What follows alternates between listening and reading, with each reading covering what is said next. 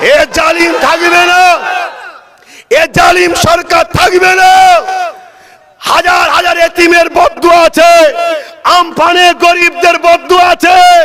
এ সরকার থাকবে না, কেননা হাজার হাজার মিথ্যা লোকের নামে কেস দিয়েছে, ওই গরিব নিরীহ ছেলেদের বদদুয়া আছে। অতএব সরকারের পাশে যে বাঁচাতে যাবে তাও ধ্বংস। আমার বাড়িতে পুলিশ পাঠালো রাত দুটোতে, কয়েক হাজার পুলিশ পাঠিয়ে চমকাতে গেল। আজ আমি জানিয়ে দিই মঞ্চ থেকে, যারা আমাকে চমকাতে গিয়েছিল, আজকে আমার আল্লাহ তাদের ঘর ভেঙে চমকে দেখিয়ে দিচ্ছে। এ জালিম থাকবে না, এ জালিম সরকার থাকবে না। হাজার হাজার এতিমের বদদুয়া আছে, আমফানে গরিবদের বদদুয়া আছে। এ সরকার থাকবে না, কেননা হাজার হাজার মিথ্যা লোকের নামে কেস দিয়েছে, ওই গরিব নিরীহ ছেলেদের বদদুয়া আছে। অতএব সরকারের পাশে যে বাঁচাতে যাবে তাও ধ্বংস হবে, সেও মরবে, এ সরকারের সাথে সেও ডুববে। ঠিক না বেঠিক? আজ বলা হচ্ছে আব্বাস সিদ্দিকী যা করছে বিজেপি চলে আসবে। আমি জানতে চাই বিজেপি চলে আসবে না চলে এসেছে? লজিক বলুন। বিধান লোকসভার ভোটেতে 44% বাম টিএমসি, 40% বিজেপি, 4% কম ছিল। ঠিক না বেঠিক? এই গত কয়েকদিন আগে ঢুকে গেল একটার পর একটা, একটার পর একটা, একটার পর একটা। আজকেই ঢুকেছে আরো 3 জন। খবর রাখেন কি জানি না। কথা বুঝে আসছে? কালকে সকালে উঠে নেট খুলবেন, দেখবেন আরো 2 জন। তো রোজই তো ঢুকে যাচ্ছে। কথা বুঝে আসছে না? তাহলে 4% এখনো কি বাড়েনি? 4% এখনো ঘাটতি মেটেনি। অতএব এসে গেছে। এবারে আমরা নতুন করে চাইছি মুসলিম, দলিত, আদিবাসী, মতুয়া, গরিব সম্প্রদায়ের মানুষ যারা দেশ ও দেশের গণতন্ত্রকে ভালোবাসি, আমরা ঐক্যবদ্ধ হচ্ছি। 2021-এর লড়াই আমরা ভার্সেস বিজেপির হবে। আমরা বিজেপিকে পরাজিত করে আমরা ক্ষমতায় আসবে, এই লড়াইয়ে নেমেছি। কথা বুঝছেন? সেই জায়গায় দাঁড়িয়ে থেকে আমি আপনাদেরকে জানিয়ে দিই, আমি আপনাদেরকে বলে দিই, আমার আগে মাস্টার সাহেব শামসুল আলম সাহেব একটা কথা বলেছে যে আমরা বিজেপি তৈরি করার কারখানাকে সাপোর্ট করতে রাজি নয়। আমি আপনাদেরকে বলতে চাই, ধান চাষ দেখেছেন? আচ্ছা, কারা কারা চান বিজেপি রুখতে? কারা কারা বিজেপিকে রুখতে চান? সত্যি বলছেন? সত্যি বলছেন? হাত নামান। বিজেপিকে রুকার 2টো লাইন আছে, 3টে অপশন আছে বিজেপিকে রুকার। আমি আপনাদেরকে বলে যাই, নাম্বার 1, বিজেপিকে রুখতে গেলে ইভিএম এ ভোট দিয়া বাতিল করতে হবে। বর্তমান রাজ্যের যিনি সিএম, তিনি তো কই আওয়াজ তুলছে না যে ইভিএম ব্যান্ড করো, আওয়াজ তো কই তুলছে না। আরে বোকা বেনে থেকো না, খালি হাত করতে চাইছে তোমায়, খালি হাত। বুঝতে পারছো না? সব ঠেলে ঠেলে ঢুকিয়ে দেওয়া হচ্ছে। এই বাংলায় তো বিজেপি ছিল না, বিরোধী শূন্যের নামে বাম কংগ্রেসকে পিটিয়ে ঘরে ঢুকানো হলো, নমিনেশন জমা দিতে দিল না, অথচ বিজেপি জমা দিল, তাকে বাধা দেওয়া হলো না। যারা প্রকৃত টিএমসির জন্ম দিয়েছিল, যারা টিএমসি কে বাঁচিয়ে রাখতে পারত, যারা যতদিন ছিল ততদিন বিজেপির ঝান্ডা তোলাবার ক্ষমতা ছিল না আপনাদের এলাকায়, তাদেরকেও মেরে ঘরে ঢুকিয়ে দেওয়া হলো যাতে করে বিজেপির বেরোনোর সুবিধাটা হয়। এখনো চোখ খুলছে না? এখনো কি বিবেক খুলছে না যে বিজেপিকে আনা হচ্ছে দাওয়াত দিয়ে? বিজেপির আসার সময় আমি যেমন আসছিলাম, রাস্তা পরিষ্কার করে আমায় ঢুকালেন, ভেতরে প্রবেশ করতে দিলেন, তেমন বিজেপি বাংলায় আসবে, কোন রকম বাধা না আসে, কোন রকম ডিস্টার্ব না হয়। সমস্ত রাস্তা পরিষ্কার করার জন্য 10 বছর আগে টেন্ডার দেওয়া হয়েছিল টিএমসি টিএমসি নামক পার্টিটাকে টেন্ডারের কাজ শেষ হয়েছে, আস্তে আস্তে সব ঘুরিয়ে বিজেপিতে ঢুকাচ্ছে। এটাই হচ্ছে বিজেপির পলিসি, অর্থাৎ টিএমসি মানে বিজেপি, এটা কোনো সন্দেহ নেই। অতএব ডাইরেক্ট বিজেপি আজকে টিএমসি মানে বিজেপি, এতে কোনো সন্দেহ নেই।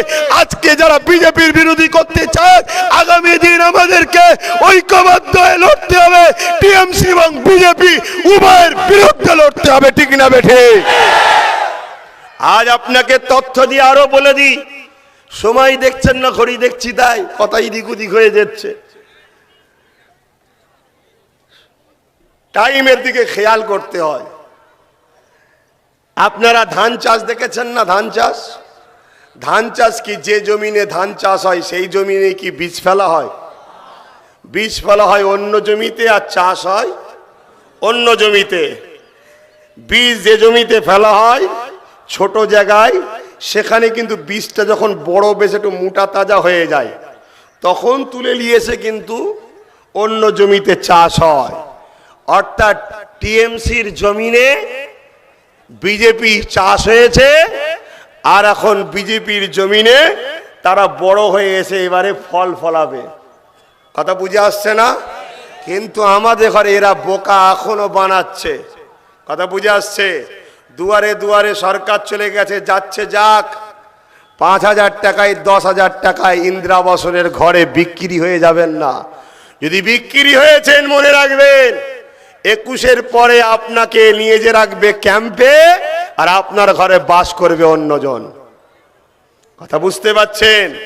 অতএব ভাই আর একটু বলি, কোন জায়গাতে আপনারা পশু জবাই করা দেখেছেন? পশু কিভাবে জবাই করা হয়?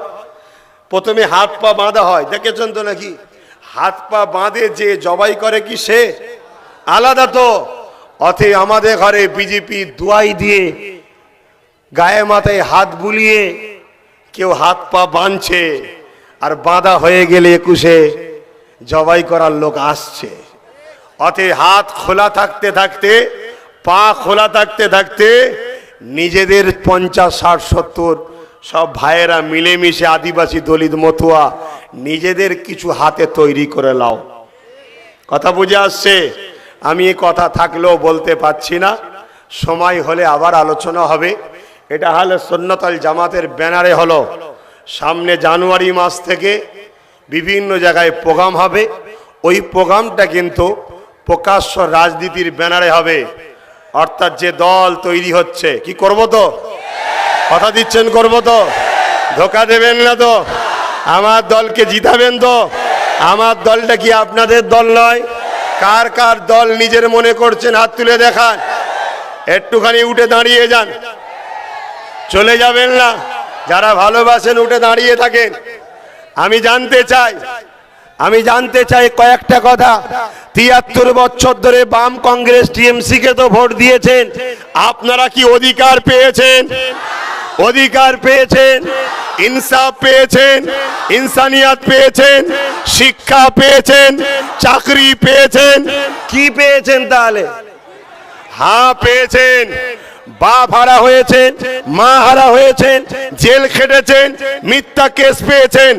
আপনার এলাকায় এই পাশের পাড়াতে আমাকে ছেলেগুলো ভালোবাসতো, কিন্তু ওরা পার্টি করতো, আমি জানতাম না। হালকা বয়সের ছেলে এই পার্টির জন্য বোম বাঁধতে গিয়ে বোম ফেটে মারা গিয়েছিল। তাদের আজকে কেউ খোঁজ নেয়? জোরে বলো, খোঁজ নেয়? তাদের পরিবারে কেউ দেখতে যায়? অথচ এই ছেলেগুলোর কবরে কি হচ্ছে আল্লাহ ভালো জানে। ছোট করতে চাইছি না বাপ মার অন্তরটা, কিন্তু শরিয়াত বলছে ওদের আখেরাতে নাজাত নাই। কেন নাজাত নাই? ওরা বেঈমানের জন্য লড়েছে, গাদ্দারের জন্য বোম বেঁধেছে, জালিমের জন্য বোম বেঁধেছে, গরিবদের লুটা যারা করেছে তাদেরকে সাপোর্ট করে বোম বেঁধেছে। আমি দোয়া করি আল্লাহ যেন তাদেরকে মাফ করে দেয়। আগামী দিন তোমাদের ঘরে এরা বিভিন্ন ভাবে বোম্বে দিয়ে সমাজ বিরোধী বানাতে চাইছে। আগামী দিন এরা তোমাদের ঘরে বিভিন্ন ভাবে লড়াই করিয়ে তোমাদের ঘরে দিয়ে দেশদ্রোহী সমাজ বিরোধী বানিয়ে তারা তাদের রাজ ক্ষমতাকে তৈরি করতে চাইছে। এই জায়গায় দাঁড়িয়ে থেকে আমি একটা কথা বলবো যে নিজেদের দলের দরকার আছে না? না, নিজেদের চেয়ারের দরকার আছে না নাই? নিজেদের অধিকারের জন্য বিধানসভায় লোকের দরকার আছে না নাই? নিজেদের বেঁচে থাকার জন্য লোকসভায় দরকার আছে না নাই? তাই জাঙ্গিপাড়ায় আগামী দিন আমি দাঁড় করাবো, সাপোর্ট পাবো না পাবো না? চিৎকার যে বলুন, হাত দুটো তুলে বলুন, সাপোর্ট পাবো, সাপোর্ট পাবো। ধোকা দেবেন না তো? আমি কাকে দাঁড় করাবো সেটা আমার ব্যাপার, আপনারা আমাকে দেখে ভোট দেবেন। কথা বুঝছেন না? বলেন না কেন? কখনো কখনো কখনো কখনো জব্দ করার জন্য জব্দওয়ালা লোককেও দাঁড় করাতে হয়। কথা বুঝে আসছে না? নাই অতএব সময়ের সাথে সাথে কিন্তু সে চলবে আমার ইশারা, এর জায়গায় আপনাকে চিন্তা করতে হবে না। অত পুকাওয়ালা চালের ভাত খেয়ে আমি বড় হইনি, এই জায়গায় মাথায় রেখে দেবেন। শোনেন, অনেক ভালো ভালো লিডার ছিল, তারা কাজ করতে চেয়েছিল, তাদেরকে ওপরের নেতা নেতৃত্বরা কাজ করতে দেয়নি। আমার হুকুম অনুযায়ী চলবি, নাই তোর পদ ক্যান্সেল হয়ে যাবে, সে বেচারীরা করতে পারেনি। কিন্তু আমার দলে তো একটাই কথা থাকবে, অন্যায় দেখলে প্রতিবাদ কর, বিধানসভাতে পর্যন্ত যাবি।